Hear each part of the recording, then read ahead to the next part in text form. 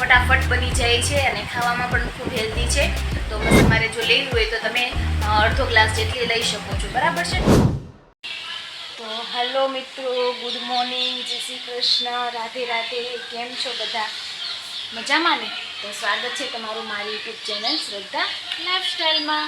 તો આજે છે 120 દિવસમાં 22 કિલો વજન ઉતારવાનો દિવસ, 39મો.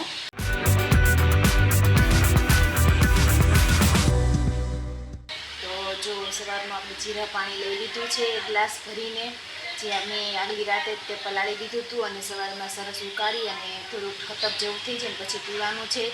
અને બેઠા બેઠા સિપ કરીને પીવાનું છે.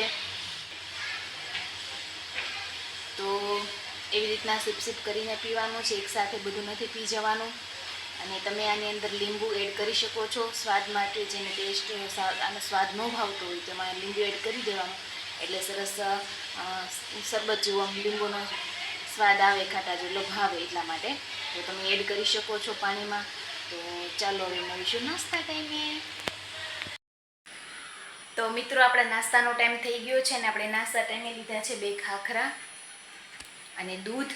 અને ચાલો હવે નાસ્તો કરી લઉં અને મળીશું હવે 10 વાગે. તો મિત્રો, અત્યારે વાગી ગયા છે 10:30 ને 10:30 વાગે આપણે લઈ લીધું છે ડિટોક્સ પાણી. તો જો થોડું ગ્રીન કલરનું દેખાય છે કેમ કે મેં આની અંદર છે ને ફુદીનાનો આપણે સૂકવેલા પાનનો જે ભૂકો હોય ને એડ કર્યો હતો, કેમ કે ફુદીનાના પત્તા મારી પાસે નહોતા ને, એટલે લીંબુ, ચિયા સીડ્સ અને સંચળ અને ફુદીનાનો પાનનો ભૂકો એડ કર્યો છે. તો ચાલો એન્જોય.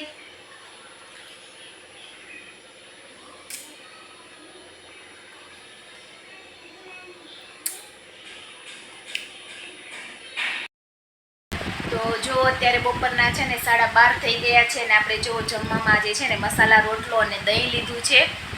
અને આ મસાલા રોટલો છે ને ફટાફટ બની જાય છે અને ખાવામાં પણ ખૂબ હેલ્ધી છે. તો મસાલા રોટલામાં મેં છે ને પાલક, ધાણા, આદુ મરચાંની પેસ્ટ અને ધાણા જીરું, હળદર પાવડર અને મીઠું એટલું એડ કર્યું છે. અને સાથે લઈ લીધું છે દહીં લીધું છે ને, એટલે મેં છાશ નથી લીધી. તમારે જો લેવી હોય તો તમે અડધો ગ્લાસ જેટલી લઈ શકો છો. બરાબર છે. તો ચાલો જમી લઈએ અને તમે પણ જમી લો. અત્યારે ચોમાસામાં હળવું ને હેલ્ધી. તો મિત્રો, અત્યારે વાગી ગયા છે 7 અને 4 વાગે આપણે લીધા હતા વટાણા લીલા, આપણે મરચીના આવે છે ને પડ ચડાવેલા મરચીવાળા, એવા વટાણા લીધા હતા. તેલવાળા નહીં પણ કોરા તે જે આવે છે ને એ લીધા હતા મેં. અને અત્યારે મેં બનાવ્યા છે મસ્ત કઢી અને ખીચડી. સાંજે જેમ બને એમ થોડો હળવો ખોરાક લેવો. અને અત્યારે 7:30 વાગી ગયા છે, તો ચોમાસા દરમિયાન જેમ બને એમ વહેલું જમી પણ લેવું. ટ્રાય કરવાની કે તમે વહેલા જમી લો. બરાબર છે.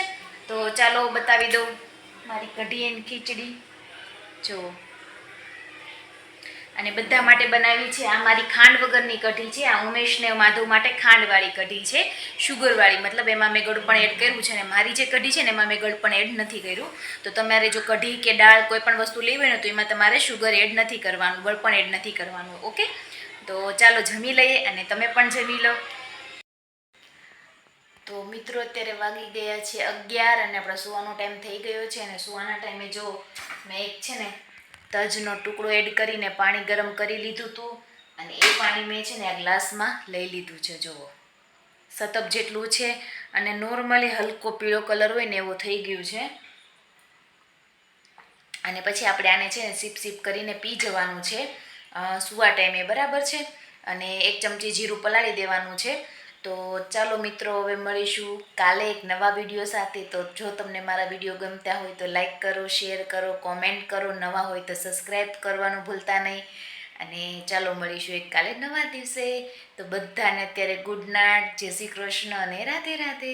Bye bye.